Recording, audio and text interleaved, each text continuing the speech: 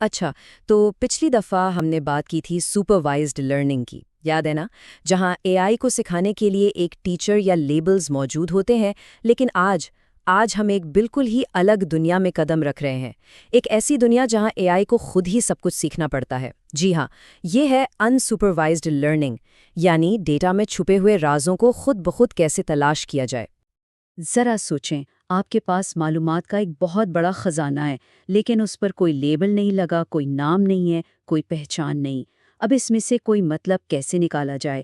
یہی وہ چیلنج ہے جو ان سپروائز لرننگ حل کرتی ہے، اور یہیں سے اصل کہانی شروع ہوتی ہے۔ تو بنیادی فرق آخر ہے کیا؟ دیکھیں، سپروائز لرننگ میں تو ہم مشین کو ایک طرح سے جوابی کتاب دے دیتے ہیں کہ بھائی یہ تصویر ایک بلی کی ہے، لیکن ان سپروائز لرننگ میں کوئی استاد نہیں ہوتا۔ ہم مشین کو بس ڈیٹا کا ایک ڈھیر دیتے ہیں اور کہتے ہیں جاؤ اور اس میں سے خود کوئی دلچسپ چیز تلاش کر کے لا۔ اب اس کو سمجھنے کا سب سے بہترین طریقہ ایک بہت ہی عام سی مثال ہے۔ چلیں، پھلوں سے بھری ایک ٹوکری کا تصور کرتے ہیں۔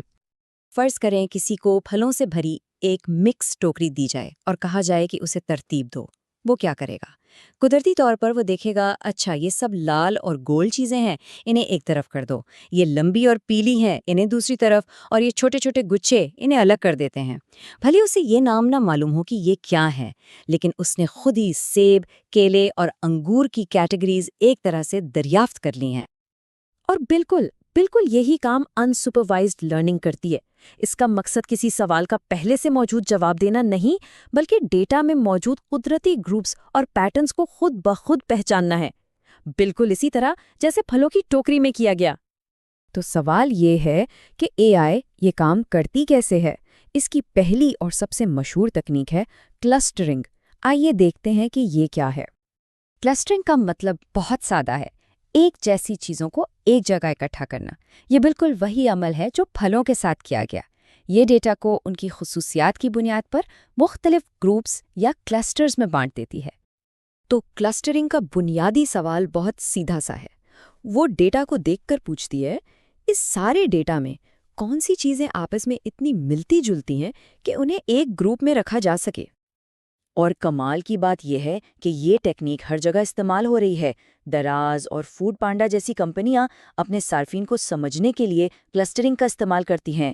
اے آئی خود ہی ویکینڈ شاپرز یا ڈسکاؤنٹ کے شوقین جیسے گروپس بنا لیتی ہے۔ ارے یہاں تک کہ ہمارے فون کی گیلری بھی تو یہی کرتی ہے۔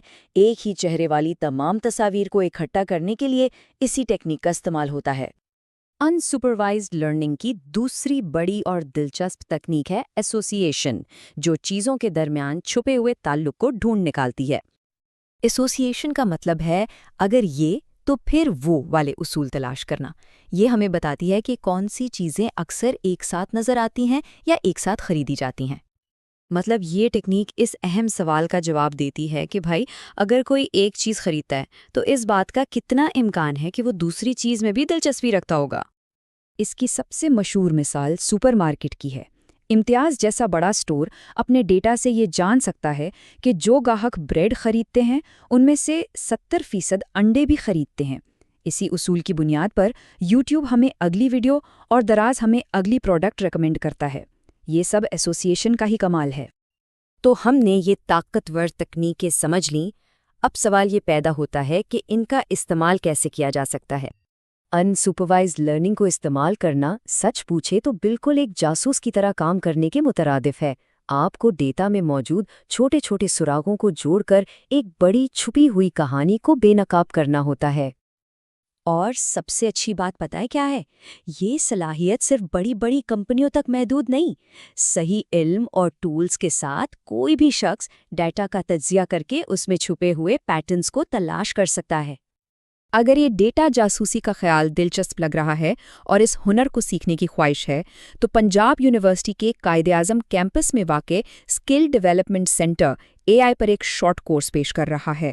یہ آن کیمپس کلاسز ہیں جہاں اے آئی پر عملی طور پر کام کرنے کا یعنی ہینڈز آن پریکٹس کا موقع ملے گا، تاکہ بڑے بڑے ڈیٹا سیٹس کا تجزیہ کر کے وہ پیٹرنز تلاش کیے جا سکیں جو آج کی دنیا میں اہم کاروباری فیصلے چلاتے ہیں۔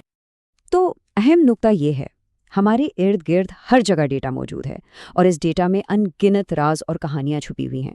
سوال صرف یہ ہے کہ ان رازوں کو بے نقاب کرنے کے لیے کون تیار ہے؟